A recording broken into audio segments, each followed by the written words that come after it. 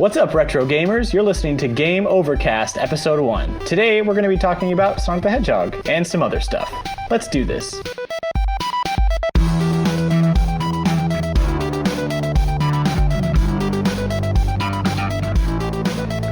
Welcome to Game Overcast Episode 1. This is very exciting because we're doing a podcast, and I'm very excited about it. I'm Dan. With me is Matt. Howdy, folks. Who's going to be, me and Matt are going to be the regulars. You're going to be hearing our voice quite a bit if you listen to this podcast, so apologies in advance. Get used to it. And our guest today is Michael. Hi, I'm irregular. He's the irregular. Yeah, they have pills for that. My pants are irregular. Occasional irregularity in Michael. Well, I'm going to just talk a little bit about what the podcast is. So every episode, we're going to talk about a game franchise. Most episodes. Sometimes we'll have special episodes where we'll talk about we'll have viewer mail. We'll have other discussions, but for the most part, it's going to be game franchise talk. Pancakes. We'll have an entire episode about pancakes. Yes. If Matt wants. It'll be very short. I never played that game. It's really good. Yeah. Delicious. We're going to do a segment called Now Playing, where we talk about the games we're playing. That's pretty much that. Wow. Do some listener mail. We don't have any listener mail yet because this is the first episode. That's but your job, guys. You can send your listener mail to podcast@gameovervideogames.com if you want to. We'd appreciate it. Yes. Do it. We're going to have a discussion about current news that is, related to retro, because who cares about those new games? I don't play anything new. I don't know about you guys. I wasn't playing Xenoblade before I got here today. No, Yeah. I definitely don't. What? I don't own a Wii U. Someone else's Wii U. Yeah. You. We or you? You or me? You or we? What? Me? Us? Them. Together? We? All of us. I don't know, PlayStation. And then we're going to talk about our main discussion, which this week is Sonic the Hedgehog. I thought we were talking about pancakes. Gotta go fast. Both of you. Gotta go fast. Let's start off with Now Playing.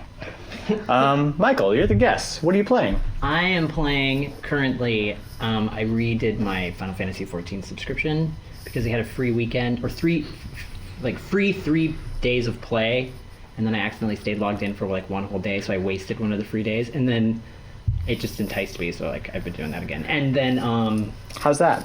it's good. 14's really, really good, yeah. It's fun. I played 12 a long time ago on PS2. I know absolutely nothing about Final 12? Fantasy No, 11, these days. sorry. Yeah. 14 was really, really... When 14 came out initially, it was easily one of the biggest heaps of crap I think I've ever played in my life. The new realm was reborn. Ta-da! And it became good. Yeah. It's a really solid MMO now. It has elements from stuff like WoW and even EverQuest bits, but it has a much, much better artwork and the Just style's straight up better. MMO? Yeah, hardcore MMO. Which actually is one of the selling points, because there's been other MMOs that have come out recently at the same time as 14 and past that have tried to sell different types of combat. 14 is just, yeah. I played ESO for a while. WildStar. I actually like WildStar, but no one else liked WildStar, so tried that kind of went away. But 14's very just cut and dry hardcore MMO with a Final Fantasy art style and that's story. Really what is its hook. Oh yeah. You know what I mean? Because it's got the... Fat chocobos, dude. Yeah. They're so cute. There's that. No, there's mounts in 14, and one of the flying mounts is a fat chocobo that you ride around on. And in order to get it to go, you have to pull out one of the little the Geishel greens or whatever, and to make it fly, you pull out cake on this little stick, and it's going after the thing, and it's so cute because it flaps its little fat wings and stuff. He's really... You guys are really into I don't. Matt Don't really, link me with that. It's your... I'm not irregular. It's Michael's Now Playing, and we've heard nothing but anything from I'm also except playing for Matt. So. Persona on the Vita. Oh, nice. How's that? 4? 4, yeah. How I is love it. Good. I love it.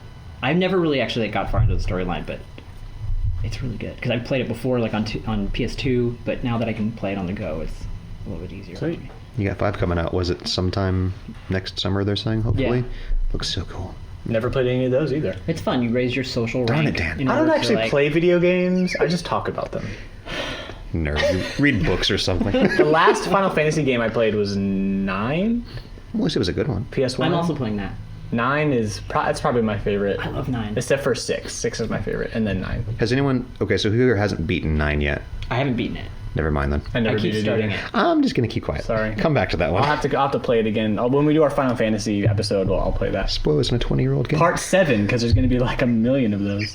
Matt, what are you playing? Video games. Veggie games? VeggieTales? Vidya-Games. Oh, video. The special edition VeggieTales game for the Game Boy. VeggieTales on the Wii. Was there ever a VeggieTales video game? I don't think so, and if there is, it must be the best game ever. Because I loved VeggieTales, but I loved video games, but I don't remember them being. I think it's on the Wii. I think we have to make Doesn't it someone sound play it like one day. Everything is on the Wii. All of That's what I'm the, saying. for some reason, all the crap seems to find itself to the Wii console. I don't know how, but I'm gonna go check after that. That's true. washes up. That'll be my homework. I kind of want to do a podcast where I just play bad Wii games and review How do you know them. that's bad? I bet it's good. You know what? No, I'm just saying that's what I want to do. I bet it's amazing. What, all of the games I'm going to play? VeggieTales. On the Well, Wii. first of all, okay. Next episode, I'm going to find out if there's a VeggieTales Wii game and I'll play find it. And that'll be my now playing. Next So, week. Matt, what are you playing? Not VeggieTales. I've been playing actually two things a lot this week. I've been playing a heck of a lot of Xenoblade Chronicles X. How many hours are you? I think somewhere in the mid-30s right now. Did you get your mech fund? Nope, not yet. I'm close, but I'm not there yet. I haven't gotten there because there's a whole like the real life thing that keeps me busy, and I got to be here and talk to you schmucks, and it takes too much time out of my day. Real life is a real bummer. It's a pain, man. He called me a schmuck. He called both of us. It's better than being a regular. I think. You're not the lone schmuck. I'm a schmuck too. You're a schmuck. Yeah. I'll Take it. The Xenoblade though it's really good. The more I play, the deeper I get into it, the more problems I'm starting to have with it. It plays very much like a single-player MMO would, where you have like these kind of random quests, like go collect 12 like Snarf Wranglers. But as opposed to an MMO where you would have a clear location and clear enemies to go after, in this case, you have to go around and collect randomly spawning blue crystals from the field. Like the 3DS one. Yeah, it's the Or the Wii madness. one. Oh, the Wii one, yeah. Drives me crazy, and it's okay in some quests if it's like a regular quest that you don't have to complete right away. It's great, you do it over time, but there are certain quests called Affinity Quests where you get to a little bit more story info on the individual characters, where you have to collect certain items, and it doesn't tell you where to get these frickin' items, so you can't progress the story or do anything else until you finish this quest. So I'm wandering around Primordia, one of the main continents, just looking for this like a pipe I remember in the field. the Wii version, there wasn't a definite place where things would be. Is it like that? It's just like Where that, it's like just the crystals are randomly around. So- it's in an area, but right. you don't know which. It'll be in those like this specific area that's like Yeah, area's you pretty do. big. You can find out like what sort of section of the map it's in, but that's kind of a big section, and you just run around and keep respawning until you find it, which is what I normally do. Yeah, the madness. But other than that, the combat's really solid. It's just like, you know, very, very similar to original Xenoblade Chronicles, which is which good. I did like. Yeah, Yeah. it's a lot of fun. The mechs are pretty. I just want to get one. That's why I got the game, so I could have the robots. For listeners, if you're going to find out that I have a small obsession with any kind of like mecha and giant robots or anything like that. I mean, it's tiny. It's totally under control. I don't have a problem, I swear. You actually are a tiny person inside of a human-sized mech, That would be so cool. like an Independence Day. yeah. Have you seen the trailer? Yes. So good. Looks pretty cool. Got Jeff I haven't Goldblum. seen it yet. Okay, now while we're off I on know a Jeff tangent. Goldblum. No Will Smith. Yeah, he sad looks really face. good. He's too busy doing Suicide Squad. Speaking of Independence Day, what else are you playing, Matt? Actually, I've this is a little bit old, but I've been playing a PC game called Axiom Verge. Have you guys heard of this before? Yes. It is really good. Axiom Verge essentially is this. It's like Metroid. Yeah, exactly. It's a love letter to any kind of Metroid yes, style okay. game. And it's this really cool kind of pixelated style where the game actually part of the gimmick to the game is you take advantage of glitches. So as you level up your gun, you can glitch through walls and change the way things look neat. to use them as platforms and everything. And it was made by one guy, and it has such cool art design and amazingly like catchy techno music. And it's That such always an epic amazes game. me when a game comes out and it's like, oh, Jim whatever made this. Oh, did just this that on my one. lunch break. The Yeah, whole exactly. thing. But then we have, stuff like Fallout 4 that comes out with this huge team, and now here comes the hate. And it looks like absolute crap. I mean, it's like, what happened here? What went wrong? My wife was Furiosa, so I don't know about here. And it looked great. I haven't played Fallout 4. I was obsessed with Fallout 3, but I love, like, Fallout 4 is a great game because it's more or less just Fallout 3 again, but just the visuals of the thing, they hardly upgraded it at all, and to me, I kind of have a bit of an issue with it. I'm not I'm not obsessed with graphics, but when you have standards that are set by games like Witcher 3 or even GTA 5, and then you have other studios with other games that have the same kind of budget, and they're just way less impressive, I get kind of to the point where it's kind of lazy. Can't you at least match the lip syncing up a little bit? It's like we're watching a Godzilla movie or something. It's crazy. that's great. But that's about it for me. That's what I've been playing. How about you, Dan? Dan, what are you playing? Well, Dan, so I've also been playing tons of Xenoblade Chronicles X. That's the game I'm playing. Do you have your mech? I don't have my mech yet. I'm 30 hours in. So close. Matt and I are about the same spot. I'm loving it. Like, I'm a little bit annoyed at the fetch quest stuff, just because usually with the fetch quest, it's like, go to this place, get the thing, come back. But it feels a lot more random, which I don't love.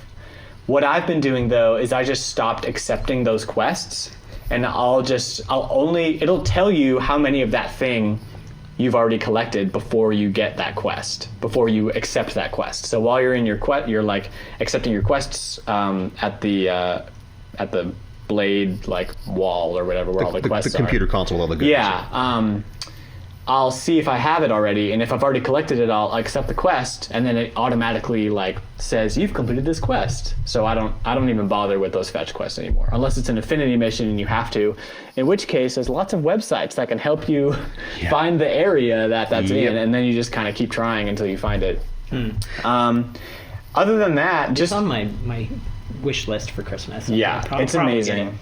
Especially if you like Xenoblade, the original Xenoblade Chronicles, this game is incredible. One of my favorite things about that game is literally just running in a direction and just seeing what kind of trouble I can get into. And there is trouble out there. There's tons of trouble. Like, no matter where you go, there's some giant, like, level 50, like, monster running with around. With a tree on its head. That is the tree, Mike. And I actually really like the art style, because it's like sort of reminds you of Earth, but it's just different enough where like the architecture of the planet's just so unique, but is sort of like home. So, and then I just beat Chapter 5, and so did Matt, and I really like how they're kind of Spoilers?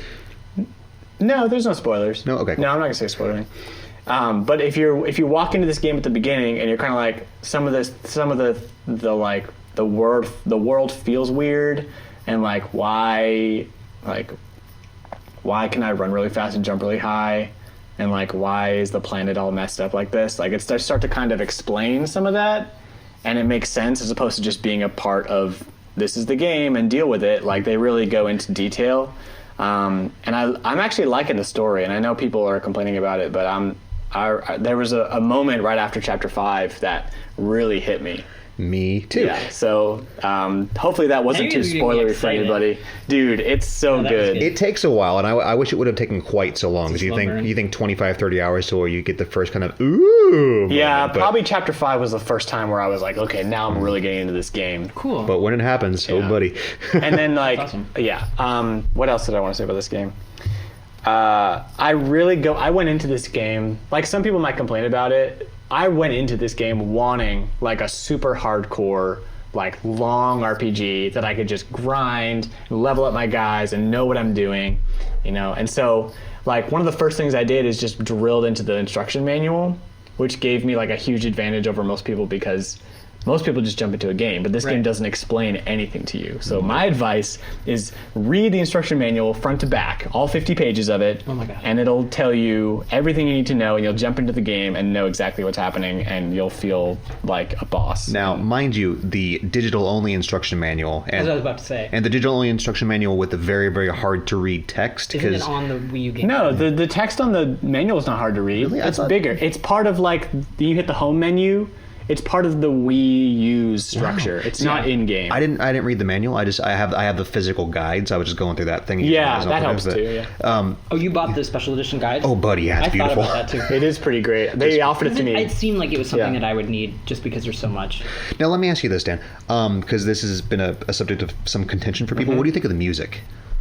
I actually like the music. Me too. I think it's cool. I hate the voice acting, but I love the music. the character voices actually are pretty good, I think, at least as for some of the main characters. Like, I think Lynn's pretty good. I think Elmo's okay. And I don't think the voices, maybe not the voice acting. The voice acting's good. The script makes me want to gouge my ears out. And it has the same issue of... Are they really feeling it? Yes, that line is in the game. That line is in there. I've only heard it like a couple times. That's a nightmare.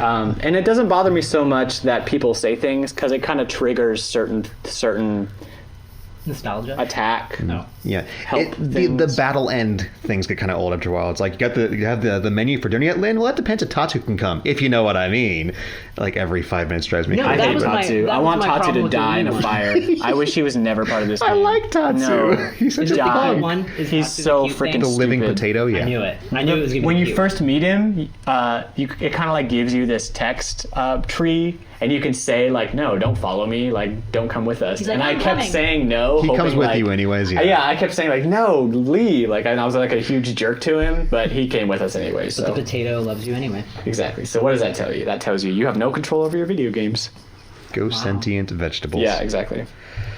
Overall, I love this game. I went into it knowing what I wanted, and I'm getting that out of it. I'm also playing Fast Racing Neo. You guys familiar with Fast Racing Neo? Okay.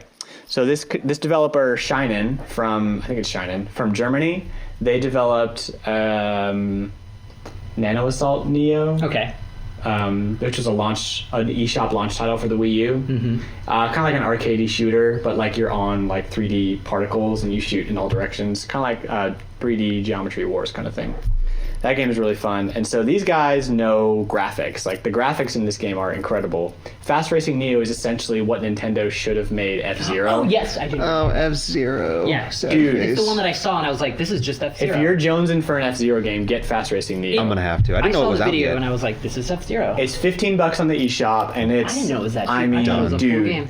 it's so good. I mean, like it's still gonna it's be a full game. super arcadey. Everything from the voices that say like like Fast Racing Neo to like the intro It to was the in trophies. the Nintendo Direct. That's when I. It was in the Nintendo Yeah. Direct. It's one of the top selling games on the eShop right now. I just read that. You hear that, Nintendo? That means people want another F-Zero. Well, wink, wink, nudge, nudge. I'm hoping that they're like, hey, Shinen, like, take our property and make a really good F-Zero game. We'll throw it on the NX. Like, make, you know what I mean? Do Please. it. Please. I mean, yeah, Please. because Buy Mario this game. Kart is great, but it's different. I love F-Zero Mario is Kart for different reasons. Right. Yeah. Exactly. F-Zero. So it's this, definitely I not F-Zero. highly, highly recommend this game. Let's try to make this game sell really, really well so Nintendo hears our cries for a new F-Zero. Because that always works with everything else. It does, just like Mother 3. Oh, wait. Oh, wait. My bad. We can only dream. I'm okay with that. That's all I'm playing right now. So let's get into our news discussion. Some of this stuff's going to be a little old, but we're still going to talk about it because it's exciting. Because it's retro. You get it? By the time you're Wait, is that the listening... theme? Sort of? So there is a Smash Direct tomorrow. The last Smash Direct. And by the time you listeners are hearing this, you will have already known everything about the Smash Direct. But what I thought would be fun is let's talk about what character we think is going to be The final character? Have they confirmed there's going to be revealed. another character? They haven't even talked about the Smash Ballad yet, so I'm assuming something new is coming. It has to. I thought that's where Cloud came from. I thought Me too. Cloud was from Nope, Smash they never Bros. said that. Really? In Okay. fact, I think they even said like that has nothing to do with Smash Ballad. That just it was just fan assumed. service. Huh. Nope, they never said that. Well, then that's... So let's go around the circle. What's your one character? Not what you wish would be a character, but what you actually think would be pulled off Okay. in this direct. I'm going to cheat a little bit because it is the one that I wanted the most and the one that I actually voted for because to me it makes the most sense to have him or one of his relatives in the game. And that's Simon Belmont. Nice. Castlevania has a long history with Nintendo. Maybe not the newer ones, which isn't always a bad thing if you played the newer ones, but Simon Belmont would just be a perfect character because every one of his items is a special move, and you're done. And we have Mega Man. yeah, Pac-Man. Well, and then think about like Cloud's great. I love Cloud. Cloud's going to be awesome. We have so many characters with swords in Smash Brothers now. It's like 8 different. It's like all of the Fire really Emblem. true. Everything from Fire Emblem is in there. But they're 2 different, links. really. Some of them are different-ish. I mean, Yeah. you think Roy Are Marth they and- though? Yeah, that's what I'm saying. Hey man, this guy's frame is like 2 frames different, and then things different, and She blah jumps blah blah. higher. Per People Smash love their player, blah, blah, characters, blah. though. Yeah, I mean, exactly. People who are into Fire Emblem are really into Fire Emblem, and they want their character. You know, Well, and that's fine, but I think we don't need any more. At this point, we have enough sword wields, and then we have Cloud with the ultimate sword, the big old Buster Sword of Death. true that. I need Link. That's about it. I'm done. Give me someone with the whip and some holy water and the cross boomerang. That would be absolutely epic. We need more arm cannons. We have Mega Man and we have Samus. Where are the arm cannons, people? Come on. We always just throw a Gundam into the game, or a Skell. Let's actually be realistic here. Why not have a Skell in God, there? a little mini That'd be scale, great. like, hiya! I don't even know what it's like to have a Skell For yet, those of you who because- may not know, the Skells are the giant robots from Xenoblade Xenoblade. Chronicles It's like a X. very random name, and it's like It's an exoskeleton. It's short for exoskeleton. Gross. You're I'm gross. sorry, exoskeleton bugs immediately. I like bugs. Sorry. They're delicious. Unless they touch me, then I don't like them. What were we talking about? Okay, so you're predicting Simon Belmont. Yeah. I don't think that's possible because Konami doesn't really exist anymore. Well, no, but that's true because they already had Snake. So I mean, the relationship's kind of Back there. then, Konami existed. True. though. If they can pull away from making pachinko machines for a little while, I see. Maybe. You mean like Silent Hill Pachinko machine? Just don't It even would, talk about that no. would have to be on Nintendo's end. Nintendo would have to really push and throw some money at Konami and say, "Look, I know you don't care about Castlevania, But here's we do. money. Yeah. Nintendo should just buy Konami. I mean, they got Cloud, and Cloud's another pretty far out there thing. I would be so I think down that's for a Nintendo good just idea. saying, "Hey, Konami, you're a second-party developer now, and you have to do Remember what how we say." saved Sega? We're here for you. I know, seriously. Oh, they saved Sega. That's what you call that? I mean, not a slow death. Hey, we're not in the Yeah. we're not in the discussion segment yet. you know what I mean. So Cloud Simon Belmont, that's a good prediction. Michael, what do you think? I think it's going to be the Ice Climbers. But you can't make those work on the 3DS, though. They've already said. But that's why I think it's going to be them. Because apparently it's not I possible. bet they're going to find a loophole and be like, guess what? We I think- figured it out. It's like they were Pokemon Trainer. It's lying. only one ice climber I at a just feel time. like, honestly, I feel like I love Nintendo, but I feel like it's going to be something. Something. Like- If there's even another I character feel like too. Cloud was it, and now it's going to be like, and this, That's interesting. and this, peace out. Like, You know what why I would mean? you release Cloud if something not that great is on the horizon? That's what I think. Because it's Nintendo. Because it's Nintendo, and they don't think it out very well sometimes. I So have such rose-colored goggles when it comes to Nintendo. So yeah, I don't really always have a think specific, the best. but I think it's just gonna be. I think it's gonna be like oh, cool. Here's a level. Wolf. You know what I mean? Or it's gonna be like Like, people want Wolf, but like that's not like a huge yeah. deal. I think it's just gonna be some sort I'm- of B player. I'm gonna go out on a limb, and I think a lot of people have said this, but my prediction is that we're gonna get Banjo and Kazooie. Never. I'm never so- gonna They They just happen. had that Xbox game come out. No. Yeah, but here's the thing. Because you at just want to least- see people's heads explode. Well, I do really want Banjo-Kazooie in Smash. That's true. But the reason why I think that it would be really cool and that it would actually work is because Nintendo and Microsoft's relationship is a thing. Like, like there was that tweet where somebody said like, "Hey, Banjo in Smash," and whoever runs their Xbox, oh no, it was like the president of Xbox said like, "We'd love to do it. Talk to Nintendo." You're right. I did read that. So that's a thing. And as far as the Smash ballot goes, like, if yeah, I was gonna say, did anybody pay attention to that? I didn't. I don't think that they even released the numbers, but I feel like Banjo-Kazooie is a pretty popular character that they would want. Like, if you saw the numbers around ukulele, the Kickstarter for ukulele is gigantic. So people love Banjo-Kazooie. Yeah. It was just on Rare Replay, which is exciting. People and hated nuts and bolts too, so Well, we want another. I mean, at first I argued, but now I think it's kind of valid because Cloud, and then the remake, and then now, yeah, I could see it.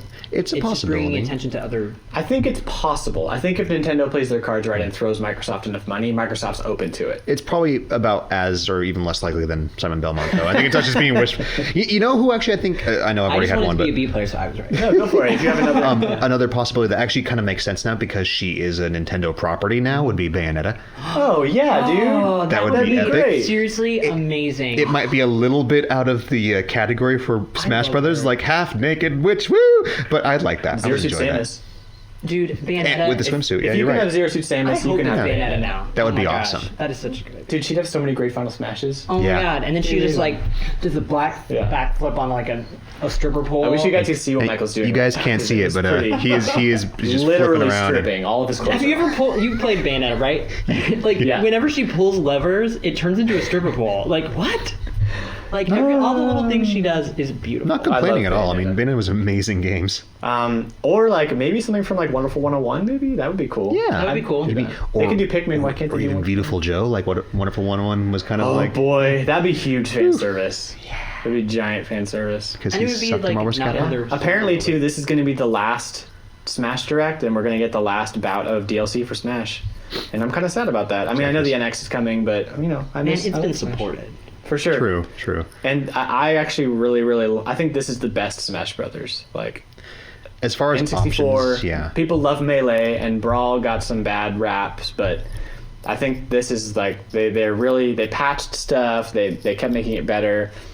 Is tournament play annoying? Yes, but I think as far as playing the game, I think people are missing the point, though. it's fun and it's accessible and it's hardcore. Exactly. I think it's accessible, definitely. Because I'm not a fighting game person, but I figured out that Bowser Jr. just like works with me. Yeah. And I don't know why, but I can play, and if I use Bowser Jr., I'm just good. Yeah. Like, it's weird. Why is there a halo over your head, Matt? Because I am just an angel, boys. That's just the way it is. That's what that noise was, I guess. It was just, Where are your wings?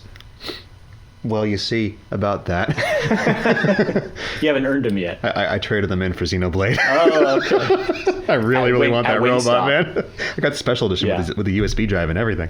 Oh, It's awesome. beautiful. Yeah, so Smash predictions. We'll see tomorrow what it actually is. And when you guys listen to this podcast, you'll be saying, you guys are idiots. Just I can't laughing believe how you wrong like we all were. those Right, 'cause things." it's a be let down. Yeah. Well, That's I'm fair. gonna I think hope it's for going to the be a best. letdown. Personally, I'd like it to be someone cool, have- but I'm with Michael. It's going to be like, meh. We have me, who's like thinking the best. You have Matt, who's thinking like completely left field. Uncle Cynicism Except for here. Bayonetta, which I think. And then you have the realist over here, Michael, who's like, ice climbers. But you know what I mean? You know they're I know what you're saying. I have rose-colored goggles. What can I That's say? true. I get it. Mega Man Legacy Collection on the 3DS will be coming out on February 23rd. This has Mega Man 1 through 6 originally released for the NES. It has museum mode where you can see previously unreleased art and box covers and stuff like that. You have something called challenge mode, which is 50 stages of remixed gameplay, which I'm actually kind of excited for that. That sounds really cool. There's going to be a gold Mega Man amiibo, which will unlock 11 exclusive challenge stages. I may or may not pick that up. Probably You will. not. I don't even have the regular Mega Man amiibo. Nerd. I like amiibo. Give me a break. You know what? I'll like Amiibo when they start releasing exclusive Skell Amiibos. Then I'll care. Oh my Custom God. scale amiibo. That of you your- like input what yours looks like and they make it. Dude, that would be the How many coolest thing Gundam ever. models do you have? Only a few actually, because they but they're all like the really hundred? big, perfect grade ones. No. I've only got probably 5 or 6 currently. That's not very many. That's 5 or 6 more than I have. Yeah. I have almost every single show though, and I do other have a models. Big O action figure. Seriously, that is so sorry. Calm down. Really, Dan? That's amazing. That's like the one giant robot thing that I have, and that show is great. That's like the anime version of the Batman cartoon. Yeah. It was so cool. So that's Mega Man Legacy Collection. I'll probably pick it up. It looks fun. I like Mega Man. I just don't care. I love Mega Man to death, but I have all of these Mega Mans, probably multiple copies in some cases. That's true. I'd love to see another Mega Man, but it's kind of like Castlevania, where Yeah, where's Mega Man 11, guys? Come on, Capcom. or Mega Man, X9, and have it not be like, was it 7 and 8? I mean, actually, 8 was pretty good. 7 They was should just make like, X9, and then they should make XX. And then it'll be Mega Man X10. Mega Man and then goes they'll in the make naughty 10 department. more, and yeah. Fantastic. Anybody else got anything else about Mega Man they want to say? No. Mighty Number 9 is going to be great. Mighty Number 9 looks fantastic. It does. It looks I'll probably wait till its price drop because I have too much stuff to play right now. Pokemon Red, Blue, and Yellow was going to be released on the 3DS Virtual Console February 27th with trading and battling intact wirelessly. I am super excited for this. I'm a super nostalgic Pokemon guy. I got Red when it first came, or no, Blue. Red or Blue? I think I got Blue. I got Blue when it first came out when I was a kid on my Game Boy. My friends and I used to play this all the time. The fact that I can bring my 3DS around and be like, hey, trade my Charizard, you're this, whatever, and battle. And That was Don't my make fun of me. the noise that they made in the old ones. Yeah, it was always like. it's more like, I thought that was just Michael being irregular again. what do you guys think about I'm this? sorry, I'm just so irregular. What do you guys think? I have an interesting relationship with Pokemon. I've never disliked it, but I'll have the thing where I was like you, Dan, where I got a copy of Pokemon. I think it was Red. I played the crap out of it, got everything, glitched my game with Masinjo after I was done, and just that was it. And I skipped like 3 generations because I just hadn't the desire to play it again. And then X and Y came out, and I played the crap out of that. And then I feel like I'm done. Omega, Sapphire, and Ruby or whatever came out, and I just had no desire to play it. Not because it was bad, just because I feel as though I'd already done it. Give me another generation or 2, I'll hop back on again, play that, and then be done again. Maybe if the Pokemon were robots, I might be a little bit more interested. But Pokemon in mechs. yeah, Matt's wet dream. I never really played Pokemon. I was a little bit too old when it came out, You guys are so weird. and then because I'm a little old. But I don't know. It never got me, and then I never had nostalgia for it. But How old are you? I'm 12. I'm 12 years old. I promise we don't have a 12-year-old. Got to get you home by midnight, Michael. No, but I was in high school when it came out, so I watched the cartoon because that's like I was that kind of kid. Love the cartoon. That cartoon made me cry twice. I finally played X because I felt like the graphics caught up to like now. Bye Bye like, Pikachu. That episode was so sad. It's okay. I can't say I cried in the Transformers movie, so it's okay. Well, good enough. Oh my god. I Dare to Be Stupid. I love that song. You leave that alone. No, when Prime died, man, I was like, this isn't really happening, is it? Prime doesn't die. Sorry. How about Platinum Games Transformers game? That was great. It was great. It was like 2 hours long, but it was fantastic though for 2 hours. It was a trip. Darn good 2 hours, yeah. That was like an episode of the original show. I love that. I just wish it may have been a little bit longer, but good game though. Transformers? Yeah. They made a Transformers game, like a retro 3D. Oh yeah, I knew that. Same developer as Bayonetta. Hey. And we've come full circle. I bet it was cool. How about this Final Fantasy VII remake that I know nothing about? Matt? Okay. Do you really know nothing? I know that it's happening, and I Did you watched see the the new cutscene. It trailer? looks pretty, but I also heard it was episodic. And I'm not. Yeah. Yes. Some people aren't quite too happy about I'm that. not. I am not super thrilled, but at the Tell same us about time, it first. Like, what do we know? All right, so what we know so far is that there's going to be a Final Fantasy VII remake, and that's about it. No. So far, we know it's being remade, coming sometime in the future.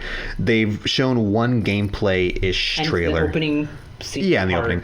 Looks like the combat's going to be like Final Fantasy 15 or Kingdom Hearts with a little totally side looks menu, like Final Fantasy. which looks fine to me. Some people are like, man, give me back my turn-based stuff, and I'm inclined to kind of agree. Where just remake the game as it was, I thought it was prettier, gonna be and turn-based I'm too. done.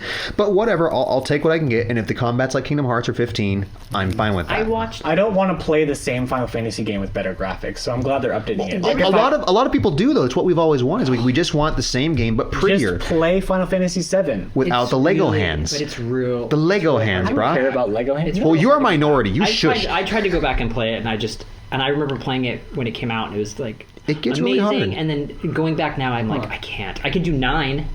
9. They have hands in 9. Yeah, 9's like right on the cusp of like just looking. It's just hard. But I mean, I still love Final Fantasy VII. Yeah, I mean, I'll still play it with the combat because I like that combat style. As long as I can do all the cheats. Yeah. What I'm a little bit against is they announced that Final Fantasy would be an episodic thing now, Right. which I'm kind of like, say, what? And the reasoning apparently is if we do it episodic, we can release it, as soon as I think 2016 or 17. But if we do it all at once, it won't be out till like 2019 or 2020. And I think to myself, how is this a new thing for you, Square? We're still waiting for 15. Just do it all at once and be done with it. The thing that I noticed though today, because I actually watched the trailer today, during the combat, it did look like Final Fantasy 15 combat, but the options weren't moving. So it looks like they almost just painted it on there. It's like the Kingdom Hearts 3, the first Kingdom Hearts 3 trailer, where Yeah. it was just kind of there just to show you what they're thinking of it Yeah, being. so I don't think they fully know yet. But Is it and then gonna- there was a part where you like ducked and crawled, and it reminded me of 15. Yeah. The demo where you're like crawling around. What? It was weird. Sorry, Are they going going to keep the materia system? They haven't said. They better. Or there's going to be some really angry people, including me, because that's still I didn't see one of the anything best material systems related. for battle ever. I mean, I'm surprised they haven't recycled that system. I wonder if anybody like zoomed in on the Buster Sword to see if you can see like if there's slots on it or That something. would be cool. You actually see the materia That in would it. be cool that you could Yeah. see the materia. Yeah. Something else they announced, though, that I don't know if everyone's noticing, is they said that each episode would be done differently, which also kind of concerns me, because that means episode 1 might be Final Fantasy 15 style, episode 2 might be 8-bit. Telltale Games, Oh my god! So Walking Dead style. I mean, so when like Cloud cross dresses, it's gonna be like Telltale Games. And you're gonna so be like- awesome. When I want an 8-bit Final Fantasy VII remake. Everybody looks at me and like, then people "Ah, get up yes." and walk away. No, I wouldn't mind that. No, Just- I'm just going to say this, and I'm going to be done with it. I love NES RPGs and how stupid, simple, and complicated at the same time they are. I sometimes just need that. I played... I really do. I'm in the middle of Earthbound Beginnings because they coming out, so I stopped playing it. But I'm in the middle of Earthbound Beginnings, and it's great because it's like Dragon Warrior, and the best things about Final Fantasy, and the can best things about multitask while you're Earthbound. playing it. Like, I love those games, and I'm sorry to everyone who doesn't. No, I agree. You're wrong. There's times when I go back, but sometimes it's just hard for me with Final Fantasy VII. 7 specifically, because 7 was the first game of its type. And it's interesting, too, because if you... oh, God, I forgot the name of the game.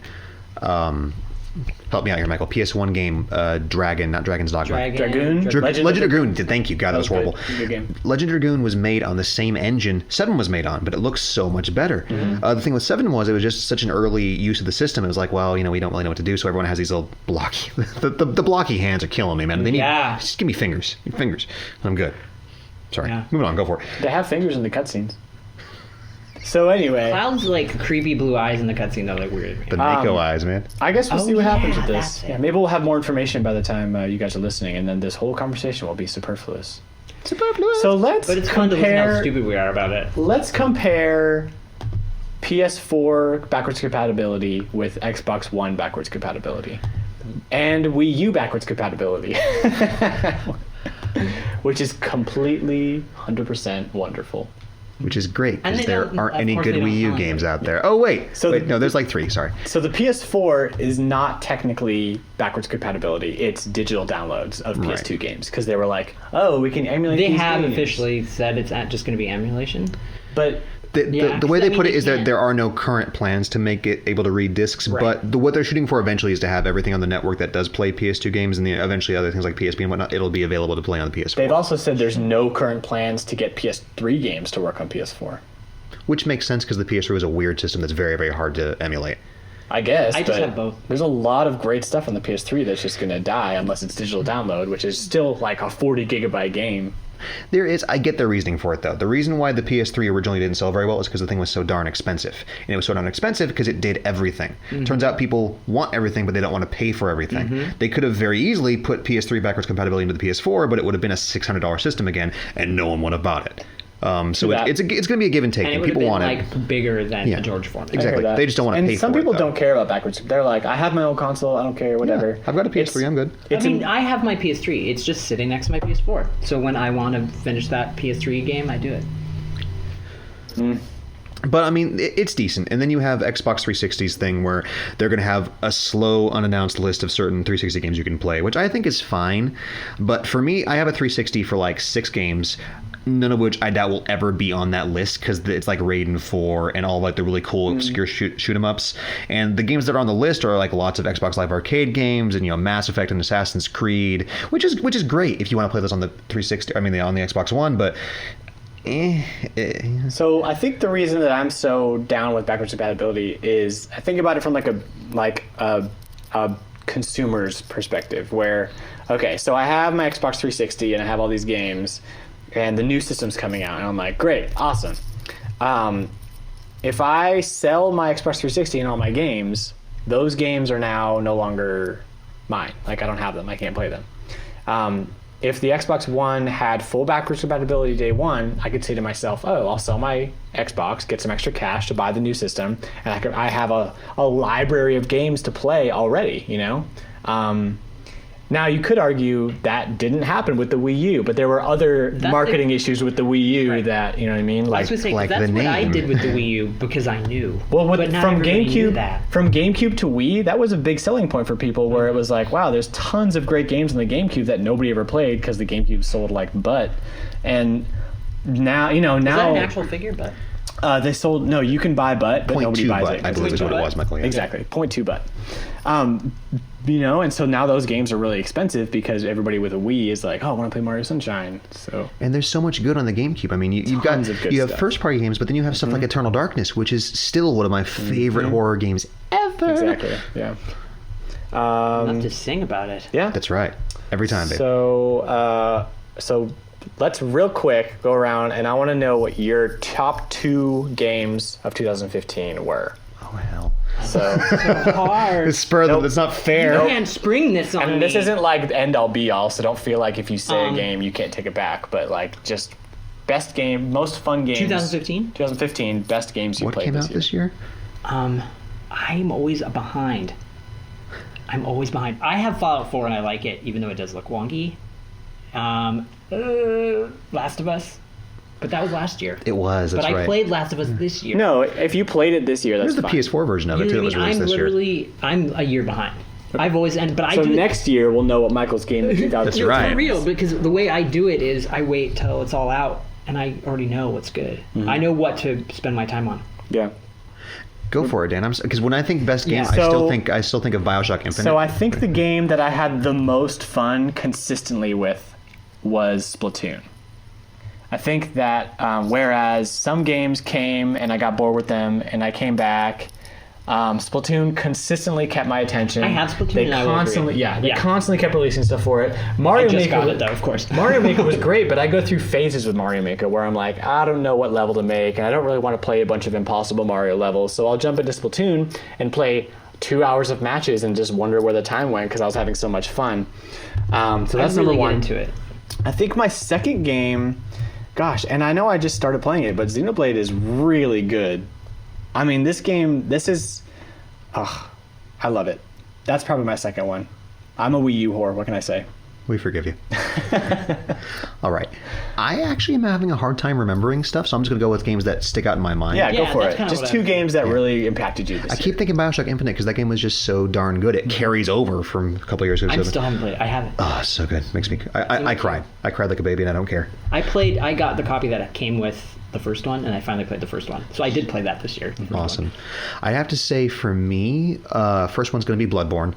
Because that game is beautiful and a like to masochistic punish wonderland. Yeah. Oh, it's Punish it's yourself. so hard. I'm playing the new DLC too, and it's like, oh, it's so keep hearing good. about this game. I should play it. It's I it's heard- epic. Did they add a little bit of an easy mode at all? I read something somewhere, and then I never saw anything else about it. I don't think Or so. like you get an NPC that goes with you, or something like Well, that. there's a bit of a multiplayer aspect too, where you can have like helpers or like other players come into your world and stuff like that. It doesn't really make it any easier because they can still get one-shotted just like you. Oh, okay.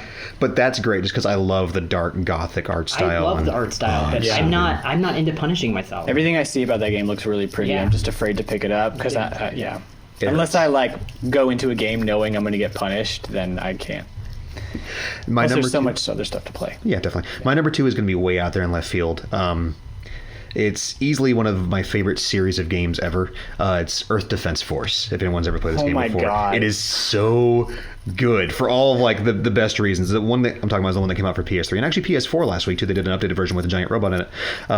Hence as to why I like Why it. that's the game of the year for you. I was going to say, is there a giant robot in it? Well, that's not the main reason why I got into it at first. Earth Defense Force, for those of you that haven't played it, is this very Japanese series where Earth is being invaded by aliens, which is comprised of like giant ants and spiders, and then these really cool, cheesy 1950s robots that go and like fire lasers at you and really, really bad. And you are this goopy little foot soldier with like a bazooka and a shotgun who has to go out there and just blow them up, and all the buildings are destructible, and there's like 70 levels in the thing, and there's hundreds of weapons to collect and stuff like that, and it has a split screen co-op, which nothing has anymore. Right. So I can play it with a friend or play with my girlfriend, and we can sit there for hours, just blow crap up, and it's done, and it's simple, and that's it. And it's That's important to me in games. That reminds me of Have that Alien two-player Syndrome aspect. on the Wii, which is one of my favorite when games. games used to just be about fun, and you didn't have to have a deep story or super Very complex arcadey. stuff. Force Yeah. like online multiplayer. I Definitely. want to be able to have the option to play it. For sure. Couch co-op's really important to Yeah, me too. exactly. Me too. Yeah, that's definitely my Awesome.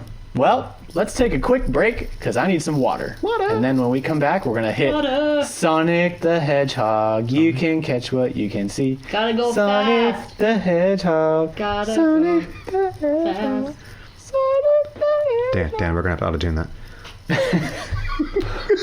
All right. We'll be right back, folks. Game Over isn't just a podcast. We buy and sell all the classic and modern games you love. With retail locations all over Texas, new stores open in Bellevue and Seattle, Washington, and an amazing online store, our selection of retro games is second to none. You can also sell us your games and systems online. Check out GameOverVideogames.com for more info. Sega! That was actually good. That was the best ever. That was better than all of our rehearsals combined. Don't tell the guys we rehearsed, Dan. Come on, that was No, just we rehearsed. We can rehearse. pure Sega serendipity Yeah, right this is there. all. This isn't rehearsed at all. We never did this before. Welcome back. We are back. I'm here with Matt I missed you. and Michael, Hello. and we are talking about Sonic the Hedgehog. Blue You Streak can speeds catch by. Gotta go fast. Sonic Heroes. Sonic boom, Sonic boom, Sonic boom. We're specifically talking about, since this is part one, the Genesis 32X and That- Sega CD. That was years. amazing, guys. I just want to put that out there. That was gold. I think the whole podcast should just be us singing game theme songs. I'm down. Okay, let's do it. All right. I want to be the very best. That was the cartoon. Oh. Well, You fail. I guess we're not good at The that. Pokemon would be like. So I'm gonna start off talking about the man who ostensibly made Sonic the Hedgehog what it is. This is a man who is the father of action games as we know it. Yuji Naka. What's wrong, Matt? Matt has giggles. Matt has the giggles. He's good though. Okay, so I'm Michael's gonna keep staring going. at him. It's difficult to concentrate. So Yuji Naka, he was the former head of Sonic Team, who's known for all the great Sonic games and some non-Sonic games that are also really good. He stated that he was inspired by the first level of Super Mario Brothers to create a really fast platformer. Because when you play original Mario Brothers, you have to start at level 1. So he just learned how to just speed through that level, just where to jump, what to do, so that you could just get to the next level and then warp wherever you want to. So it's kind of interesting that Mario inspired Sonic the Hedgehog. Like, to me, that's like sort of like, huh? What? Like, I mean, in a way it did, because Sega needed a mascot that could rival Mario, and I think they pulled it off. And he's different enough. Oh yeah, definitely. You know?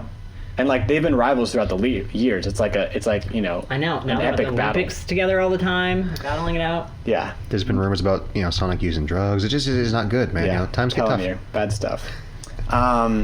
He also worked on Nights into Dreams, Burning Rangers, Phantasy Star, Billy Hatcher and the Giant Egg, which I love. One of the weirdest, that coolest games in the game. GameCube. It's So so great. out there. He also did Street Pass Monster Manor, which is one of my favorite games on that whole deal. Choo Choo Rocket, Over Monster Manor. Let's Yep. Tap. I actually just found a copy of Let's Tap for the Wii, and I'm gonna play it all day. That is a heck of a name, Did it man. teach you how to tap dance? No, No. it's a game where you basically just hit the Wii Yeah. remote at different intervals. just a rhythm to play game. Games. A very weird kind of. Yeah, That sounds cool. I'm really excited to play it. So let's jump into Sonic 1. Who wants to go? Who wants to go? Did you guys know that Sonic originally had a human girlfriend? I try to forget that as much as possible. Yeah. They did that again in 06, and it was not pleasant. And to I'm look not at. talking about 2006. I'm talking about the original Sonic the Hedgehog. They wanted a princess to rival Peach. So That they would have thought- been a little bit too close to. They were kind of like, well, let's not. So Mario that didn't Brothers. make it into the final game. I don't think that Sonic had a female protagonist until much later. Yeah, when they brought Sally in, that wasn't until. but- Goodness, when was that? Saturn? I think they brought her in with Sonic R. Something like that. I don't know. I don't think he ever had like a girlfriend, or Amy in Adventure. Sonic is what we call a free spirit. Chili dogs in the robe. That's all you he don't need a needs. date. You could be by yourself. I have such good memories of Sonic 1. I was a Nintendo kid, but my older brother had all the Sega consoles, and so I got to play kind of the best of both worlds when I was young, which is great. And the original Sonic the Hedgehog just was so fast and so different from anything else that came out at that time. I mean, it was 16 bits, and it was beautiful, and the landscapes looked nice. They were colorful, and your enemies were robots, and Yeah. you spun and you ran really fast, and you ran into spikes and got mad and then tried again. And I mean, yeah, I think that the original Sonic the Hedgehog is still one of the best, platformers to this day. It's one of my favorites. Easily. Yeah. Sonic's always going to have a very special place to me because I was a Sega kid growing up. I didn't have a Nintendo console till the 64 came out. I was just all Sega all the time. Sorry about that. No, it's okay. I mean, it's better took the console. I words right forgive out you. of Don't my worry about mouth. it. No, I love Sega to death, and I get really sad when I look at Sega now, and I'm like, oh, you used to be really good. Sonic 1 was just like the genesis of all of it. Ha ha, puns. You had That the was really speed. funny. Thank you. I try. I got it, but I chose not to laugh. Sorry. Because the speed was a really cool, different thing from it. Because you had the platforming elements from Mario, but you could do everything at such high velocities and everything. And I've always loved Sonic's jump. Sonic has one of the best jumps in platforming ever. And you'll see games now like Little Big Planet where the jumps and the movements aren't quite right, so it makes all the platforming kind of jinky. Sonic had it just right. Like where- Subspace Emissary and Smash Brothers Brawl. Oh my goodness. You could be Sonic in that game. Game Air. Yeah. You're too slow. Sorry to bring that up. But it was so good, and Sonic would turn into this cute little blue ball when he would jump, which made it so easy to track. You wouldn't have any difficulties, judging where you would go, and you could control your jump midair. Mario 1, you would jump, and you were committed to that arc, just like in Castlevania, where you're jumping and that's where you're going. You had a little control. A smidgen. You could kind of slow down a little bit. But I could definitely say that, and one of the things that's cool about Super Mario Brothers is it was the first time where your character had weight to him. Like, they really worked really hard to make that character feel a certain way. And the same thing with Sonic, but in like the opposite way, where Sonic is definitely more like he uses gravity and centrifugal force to his advantage. Mario just kind of jumps, kind of flops he's a fat around. Guy, so that's how he feels. Mario's got the love handles. Sonic becomes almost like a gyro when he's spinning too, which is really cool. Self-balancing death ball. Sorry. Did you know that Sonic 2 and Sonic CD were originally the same game? They were split because of developer locations. And then they added the time travel element to Sonic CD, which made it really, really good. That's probably why Sonic CDs hailed so well, because it didn't have some of the problems that the later Sonic games had. It kind of still honed in on the what made Sonic 2 so great, Sonic 1 and 2 so great. Don't forget, Sonic CD had the single best opening to any video game ever to this day. Yeah, and Sonic CD uses the Sonic 1 sprites and not the Sonic 2, 3 sprites. Which is interesting. Weird stuff. So Sonic 2 introduced multiplayer to us in a Sonic game. That's how I know Sonic. Talk about it. Because I wasn't a Sega kid, so I would play Genesis at my friend's house because he had it, and so I'm not very good at You know what, Sonic. Michael? Your friend was cool. He was okay. I'm not very good at Sonic, so I would watch him play, and then I would be the floating Knuckles character. Oh my god. Tails. Tails. Blasphemy. Sorry, Tails. I played Phil. So I would be Wow. because that was that was the first time I played the couch co-op, and it was fun. So I would just kind of float in, and then he wouldn't die because I would still be floating around. But Tails, Tails is actually, I think, the protagonist just because he's invincible. Tails like this little miniature multi-tailed. I think he's like a Japanese god. Tails is Sonic's girlfriend. Oh, sure. best friend, they're best friends. A different conversation for a different show there, Dan. Fan fiction. I do. Go to my website, sonicfanfiction.org. Oh my god. I bet that's real. See included illustrations. Don't go there. Don't Not go to safe for our work. website. Go to GameOverVideogames.com instead. Is there fan fiction there? Not yet. There will be. Gosh. No, there's not. Did you guys know that Sonic 3 and Sonic and Knuckles were originally the same game? Yes, this one I knew. Split by development time constraints. Because that's a heck of a lot of game there if you look at it as one piece. And It's that a lot of actually stuff. led to the cartridge add-on feature of Sonic and Knuckles. Which is one of the coolest things. Super cool. You could put Sonic 2 or Sonic 3 on top of Sonic and Knuckles and play as Knuckles in 2 or 3. It made that game so bloody easy. That's also the one I played really the most was Knuckles. And that game, playing that's what made me it. question my love for Nintendo. It's okay. like- We'll welcome and you to then the you dark snap side, out of man. And then I was like, oh, wait. I always thought it was funny if you look at the old consoles from the 90s. Nintendos were always either like gray or white or until the 64, and Segas were always like black. It was like the dark side. Come join the Sith Yeah, with even our they're like, with our good games. And they're like ads too. With our Everybody RoboCop loves versus to be a little Terminator. bad. It's beautiful. And our Yeah, Street there was Fighter. definitely an element of like the 90s, like cool kid, like They definitely Batman marketed towards kids. I mean, not like teenagers specifically with Sega. But they made like, so nobody wants to be known as like kiddie. Everybody wants to be mature and Except for edgy. Nintendo. They love that. Yeah. Well, that's to me that's part of what makes Nintendo so like time transcendent. They're very much mean, like Disney is now. Yeah. They transcend time because they're not edgy at all. They're not chasing the edge. They're chasing fun. Although, and this is getting a little bit off topic, I will say this, and we can talk about it more later if you want. I do think there's a point where they go a little bit too far, like with censoring some stuff. Oh, I can definitely see that, but you can't fault them for holding on to their values and what they are. You know what I mean? Like Nintendo may annoy us with some of its bad decision making, and like Mario Power Tennis on the Wii U or Mario, what is it? Mario Ultra Tennis or something on the Wii U. Mario, Extreme Edition. The newest Mario Tennis on the Mario Wii Tennis U Open, is a I think. piece of crap. Like that game's horrible. You know, I'm not saying Nintendo makes good I think decisions it was all the time, rushed. but they are Wii U. they're very like they know who they are and they stay who they are. So I think that's worthwhile. It's good. but for sure they're definitely not chasing the edge. No, not in the least. They like touchscreens. Anyways, sorry. That's all good. Yeah. So Knuckles is a cool character. I'm down with Knuckles. He was one of my favorite characters, I think, in the Sonic universe growing up. He could fly. He could glide. And climb walls. And he could dig. He made Chemical Zone the easiest level in the world, otherwise. Yes. Thank you, Michael. We can see your hand slowly going down in an angle. I don't think he was that slow. I mean, he definitely wasn't Tails. He was noticeably slower than everyone else, and that glide was kind of flopsy. But that glide was so cool because you just get to a high point, and away you went and win the game. Climbing was what made him really fun. I'm so used to like exploring, so that was always like a hard thing with the Sonic games because it's got to go fast, and I would be like, but I want to look what's in this corner. Oh wait, I have to haul butt. Do it quickly. And the problem was exploring was hard because the game made you go fast. Yeah, and every so it was turn. hard to like stop and kind of take in the scenery when you're going 20 miles, 40 miles an hour. Unless you were Knuckles and you just hang from the wall and be like, hey, look. It was Knuckles. Sonic. Dang, I did it again. Tails. Sonic CD for the Sega CD, which unfortunately not a large number of the population played because the Sega CD didn't sell very well. But it's an amazing game. If you can pick up a copy of Sonic Gems Collection, I believe, or is it on Sonic Mega Collection? It's the Gems Collection on GameCube. Play Sonic CD front to back. I mean, it's so worth it. So worth it. With some really unique stuff with the two different, the time travel that was changing different versions of levels that we haven't seen in stuff until recently. Definitely. It's a really, really good game. Awesome music once Very again. unique.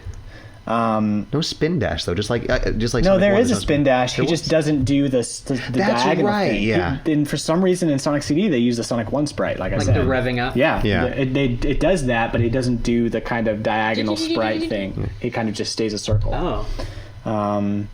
So what about the Game Gear games? I had a Game Gear. Yeah, Go for it, Michael. You're the only one who did. Yeah, no, I mean, because it reached that point where it was the 90s, and I was like, I want the color one, and also it had the TV adapter, so... There were tons of Sonic games on the Game Gear. Yeah. Sonic 8-Bit, Sonic 2, Triple Trouble, Spinball, Sonic Chaos, Sonic Blast, Mean Bean Machine, Tails Adventure, Sonic Labyrinth, Drift 2, Tails Sky Patrol, Sonic 2 and 1. I had Sonic. Just trailing off like all I only the had Sonic. Triple I'm done talking about all of them. But they were good. Some of them were ports of the Sega Genesis games, which is not a bad thing. Right. And they looked good on the Game Gear. Like, Game Gear was looked good. It just ate How was the batteries and refresh broke. rate compared to the Game Boy? Like, did a fast game like that work on the Game Gear? I think it worked because I've played this since then. Actually, there's still ghosting, but it's nowhere near as like foggy as the Game Boy would get sometimes. Yeah, no, definitely not. Awesome. Yeah. Also, pretty much short of buying a Game Gear, which you can do at Game Over, you can pick up Sonic Gems Collection, which has like a pretty good selection of Game Gear stuff. It does. Yeah. So we each chose a different kind of weird Sonic game because there were a couple like sort of off-brand, like there's Sonic Spinball, The Black there's, Sheep. There's 3D Blast, and then there's Knuckles Chaotix, which we could talk about for a little bit, which is a good game in its own right. But Michael, who never really played Sonic the Hedgehog, played Sonic 3 for the first time. It was really pretty. Yeah. The colors were nice. It's just hard for me to like make a comparison because I mean I did I also played a couple of the weird ones that you guys played, and I'll chime in later when you guys talk about it. But to me, it's like I said before, like I just kind of want to explore a little bit, so I could tell it was better. I don't know. I ended up plugging Knuckles in, and then I was like, okay, I'm gonna climb up walls. You know, like I just am that type of. How do you feel like it held up? Like, did it age well? Oh yeah, definitely. I can definitely see the appeal. It's, you know, I'm just not that fast platformer type of guy. So, you know, give me a good RPG. But I liked it. I mean, I played all three. I played 1, 2, and 3. Awesome. But 3 was definitely like it stood out to me. I think Sonic has aged particularly well just because of partially because of its simplicity. I mean, it is kind of run to the right, but it also has the collectathon thing where in 2 and 3 you had the Chaos Emeralds, which you didn't ever have to get, but if you did, you can go Super Sonic or Super Saiyan, pretty much is what it was. But it was really, really cool because it was always an optional bit where you didn't have to explore if you wanted just to go super, super fast, but the option was there to go, find the really, really cool 3D bonus levels also, and get all the really cool rewards because of that, but you didn't have to. It's great. Yeah, I mean, I don't think I ever beat a Sonic game completely where you collect all the emeralds and get Super Sonic and all that. But they were just fun to play. I mean, I'd pop it in and play for a while, and once I like got over that, I would be like, okay, Michael, just go fast, and I'd be like, all right, dude, the music in time. these games, So good. they're so good. probably still to this day some of the best video game music. Yeah, definitely. Yeah, there was a band that played live version of some of the Sonic games, like a medley of them at Classic Game Fest last year. Oh, dude, like, ugh. It's like made to be played by live instruments. Like that music is so great. Really, really good music. Even the newer Sonic games, which are not as good, still manage to have pretty catchy music. Yeah. Nice. I mean, it's gotten a little bit on the cheesy side, but it's still pretty good, which is kind of cool because other parts of the games may not have maintained their. So you could just plug it in and just listen to it. Yeah, that's kind of what I'll do. Well, on Sonic CD, if you had the Sonic CD disc on the Sega CD, you could just play that in a regular CD player, and it would play the soundtrack for you. That's really cool. Matt, you played Sonic 3D Blast, and I'm sorry for your loss. Yeah, it was a good time. All right, so I've said what a huge Sega fanboy I am. So now let me tell you how much I just don't like 3D Blast. It just, I played 3D Blast once when I was a kid, and I could never remember why. Just kind of one of those things you may have forcibly repressed. I played it again now, and I figured out why. He was scarred. Yeah, it gives me such a god-awful headache. Sonic 3D Blast is this kind of quasi-3D isometric platformer where it tries to take what Sonic did, which is, they got to go fast, get to the end of the level kind of thing, and make it 3D. It didn't work. It did not work at all. For several reasons. One, the gameplay is slowed down a lot because as opposed to just getting to the end of the level, you have to stop and find all the little pet things, or all the little animals and stuff. Right. Now, in regular Sonic games, all the robots are apparently animals that have been roboticized, which is a cool concept. When you kill the little the robot, and the little animal pops out of the inside. Was it Sonic 2 where you hit the lever at the end and they all pop out of the 2 and 3, yeah. Yeah, I like that. All the imprintable animals, like the ultimate PW that And it blast always experience. looks really cool. Yeah, that was all that blast processing. Yep. In 3D Blast, though, you have to kill every enemy and get every little animal to get to the next level. Yeah. Which becomes very tedious when you're just trying to go faster.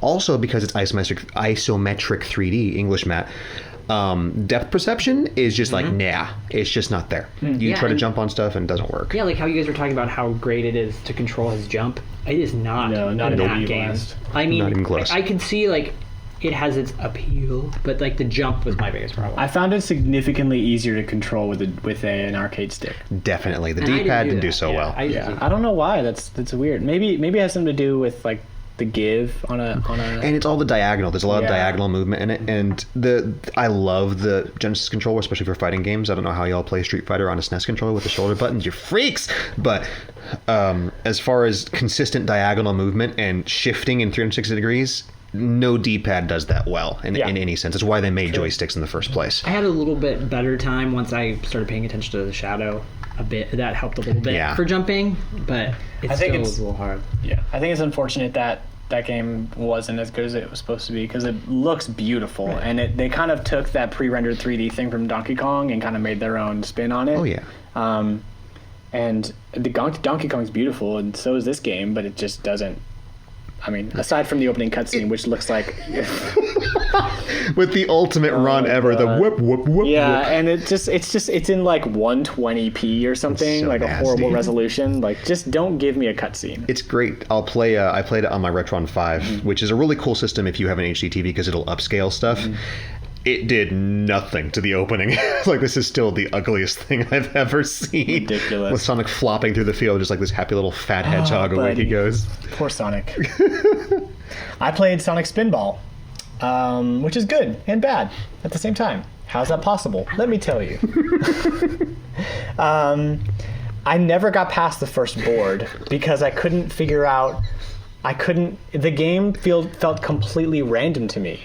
Like, I would go through the same motion hitting the paddle, and it would just shoot me in the same place, and I didn't really know what to do. And then eventually I was like, oh, okay, I drained the Chaos Emerald, okay. Right. Now where do I go? Okay, Up here's to the left. here's the thing, and I left. found that, Yeah. and then I got onto the actual minecart thing once. See, I didn't get that far. And then you have to like be really quick and flip the lever, or else you just go back to where you started. When that happened, it was about an hour in. I stopped playing because I was like, listen, there's no progression. I don't know where, what like, I'm the doing. pinballness came in because you need to know where to hit the paddle in the right spot to get you to go the right Get the direction. reflexes. But you can't control where it goes. You can, ish. Now, one thing I liked what about do you Sonic mean? Spinball, You just get it. You gotta feel the paddles. Like you gotta feel the pedals. You gotta feel grip it, them like, firmly. But it's a video game. It's not actual physics. I know. But now We talked a little bit about this before the show, Dan. Did you know that you can actually control a little bit Sonic's trajectory? Once you smack him, you can actually kind of aim him around a little bit. You guys told me that after I played it, and I didn't feel like going back and trying it out. But I didn't know when I was playing it that you could change his trajectory mid-jump. The thing that screwed me was every time he would actually be standing, suddenly his jump regular Sonic back, controls, and I would just jump right into the goo. Yeah, it took some getting used to, but I got used to that eventually. It just made I never got to the second board. I couldn't progress. I don't think it explained itself well enough. No. I think if you go into it already kind of knowing, it would be way more fun. If you're into pinball games, I'm sure it's really And I like cool pinball because there's a lot of cool characters and the enemies are cool and the whole Chaos Emerald draining mechanism. Traditional Sonic awesome Yeah, music, I thought too. it was Good music, yeah. Out of the two weird ones, I liked It was the better of the two. Yeah. I also played a bit of Knuckles Chaotix. I can just talk about briefly, where the interesting thing they did in this game is there's two characters and they're connected by this kind of elastic rope, and so you can fling each other around on the level. And that's cool. I think there's a two-player co-op mode too. I didn't get to play it, but So I think that's another. Was that game on Gems Collection? I realize I don't have actually think so, played this. actually. I could be wrong. I don't think Chaotix has ever seen another release, which is a shame because it was cool. I kind of feel like it is on Gems Collection, like it's unlockable. That could be the case. I think But it's a neat twist. Had some really cool characters, too. Yeah, a lot of characters. A little bit many, but I loved SBO. SBO was great. SBO, I think SBO is the one that I liked. He was the one that can just run up walls and across ceilings because he's apparently a chameleon, even though he looks nothing like it. You also have Mighty the Armadillo, Vector the Crocodile, and Charmy Bee. Not Charmy the Bee. Charmy B. Charmy Bee. Charming. I'll say this, for all the kind of wonkiness the characters from Chaotix were, they weren't nearly as bad as the one from Sonic the Fighters. Where you I had never played that. I forgot what it was. It was like a polar bear and all kinds of random stuff. Yeah. So the elastic mechanism is really cool once you get used to it. I think it's a cool spin on the whole fact. Yeah, where you and I fling. wish- That's neat. I wish this game was more accessible. You have to have a Genesis, buy a 32X, find the cable in between that connects the 32X to the Genesis. And it has to work, which is kind of hard to find. The cable is actually not as hard to find. Really? We carry it. You get them at Game Over? Mm-hmm. All right. Cool. So yeah, that's I think the one or two ways to play that game. Really cool game if you like it, though. Worth checking out if you like Sonic. What about games that are inspired by Sonic the Hedgehog nowadays? Which is, I don't think that there's a lot of them that are directly inspired. I think any kind of free runner game, be it Meat Boy, be it any of the mobile games where you're just running to the right. Like Endless Runners? Yeah. Yeah. That's all. You can all thank Sonic for all of that, which isn't always a good thing, but you have like Pixel Junk Runner and everything like that. Some really, really good quality games. They all take the inspiration from just the go to the right forever kind of thing. That's really cool. Yeah, that's true. There's a game coming out for the Wii U indie. It's an indie game called Freedom Planet. I don't know if you guys looked up this game at all. It was part of the Nindies at Home during E3. I kept missing that stuff. It looks like it was made in the 90s, a Sonic game. You've already got me there. I mean, it looks like the art style looks exactly like Sonic the Hedgehog. The level design, the music, it all looks exactly like 90s Sonic the Hedgehog. And I'm wondering if there's how they got away with it, because it's completely uncanny. It looks like Sonic Team in the 90s. It's probably like Axiom Verge, where it's clearly a Metroid send-off, but it's not actually Metroid, so they can get away with it. It has the spring mechanism. It has certain areas where you're flying with your tail. Jesus. I only played the demo, and I had a lot of fun with it. But yeah, it's a direct Sonic the Hedgehog game. That's really cool, then. I also played a little game, which is Yuki Naka's latest developed game. It's called Rodea the Sky Soldier. Yeah, the Wii U version is a 3DS port, and That was a great idea with that one, Nintendo. Good job. I don't know what they were thinking. Just give me Wii. So okay, let me explain a little bit.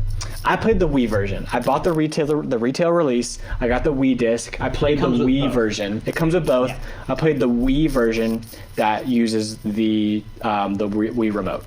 That game is great. That game is super fast-paced, really fun. You point your reticle at the screen to point where you want to go, and then you hit the fly button and you flick your remote, and you get this trajectory in the direction you flick to that point. And while you're flying, you have a gun, and it feels like Star Fox, and you're shooting things all over the screen. Sounds very Knights, too. Very much like Knights in the Dreams. It controls a little bit like Knights.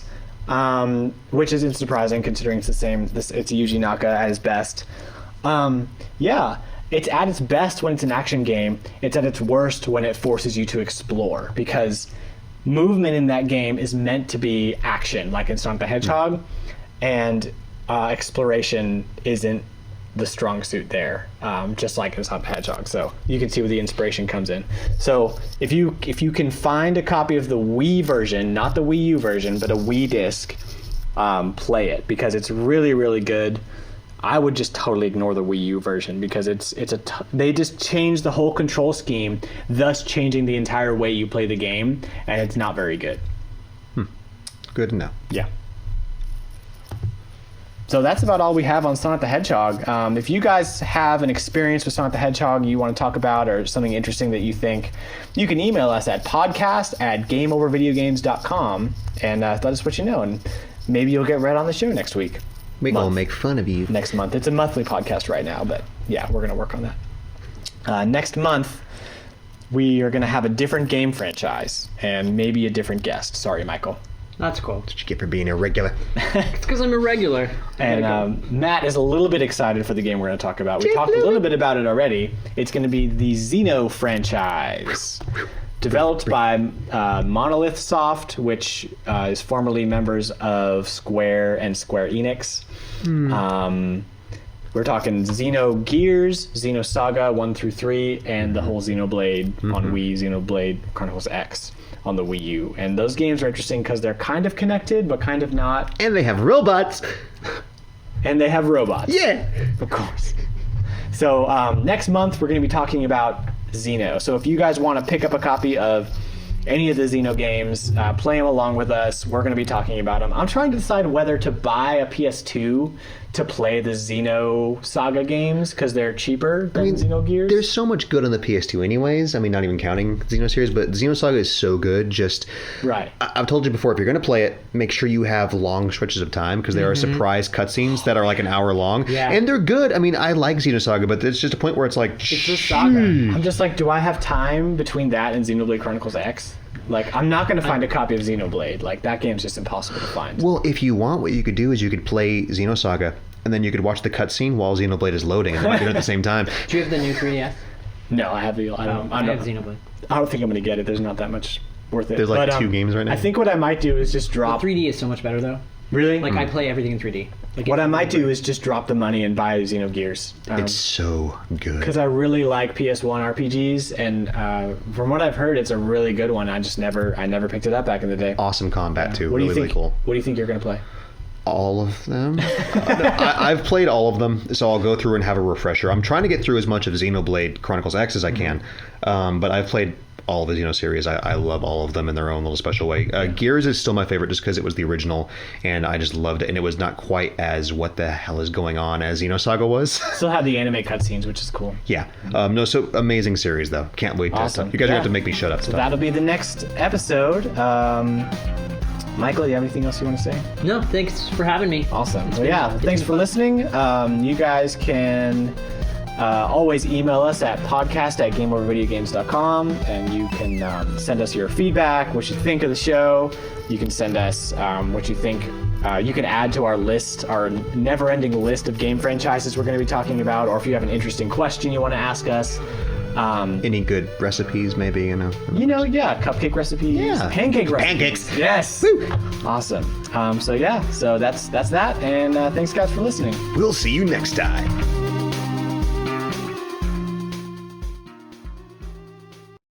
The biggest retro gaming convention in Texas is back with all new tournaments, live events, and special guests, plus tons of retro games and awesome video game merch. With over 6,000 attendees, last year was a little cramped. Well, in 2016, we've got twice the floor space, over 45,000 square feet of it. So stretch your legs and get some breathing room. July 30th through the 31st at the Palmer Event Center in Austin, Texas. Check out ClassicGameFest.com for more info.